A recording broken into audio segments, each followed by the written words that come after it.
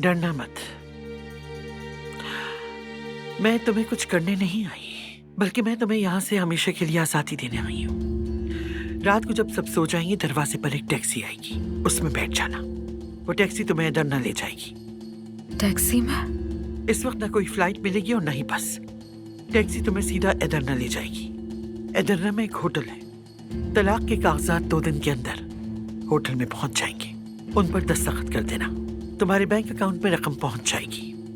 तलाक लेने के लिए क्या अब आप मुझे पैसे भी देंगे? क्या समझ के रखा हुआ है आपने मुझे? शराफत का ढोंग दिखाना छोड़ दो अब।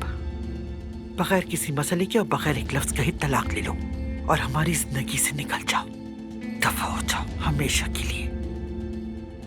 अली नहीं चाहता कि तुम ज्यादा मसला बनाओ। उसे मालूम है। अगर वो ऐसा नहीं चाहता तो रात के इस पहर मुझे यहाँ नहीं भेजता। अरे यार, कितने घंटे गुजर चुके हैं इस बात को। शायद वो एदरना पहुंच चुकी होगी। कौन सा होटल, कुछ पता है? ये तो मुझे नहीं पता अली, मैंने नहीं सुना। जो सुना था वो सभी बता दिया।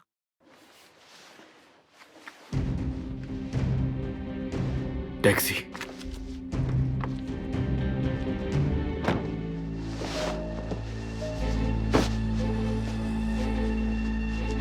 खैरियत तो है अली साहब? कल रात हमारे फार्म हाउस पर यहाँ से कोई गाड़ी गई थी? लेकिन हुआ क्या है? गई थी या नहीं बताओ मुझे।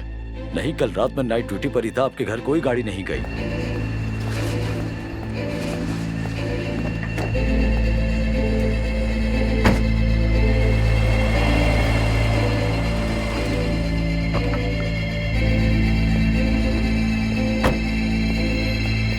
कल रात हमारे फार्म हाउस पर कोई गाड़ी गई थी यहाँ से?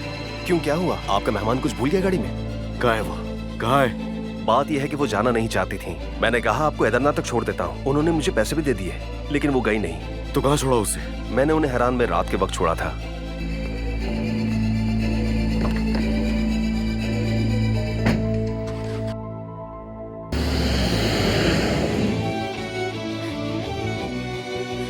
एक मिनट भाई।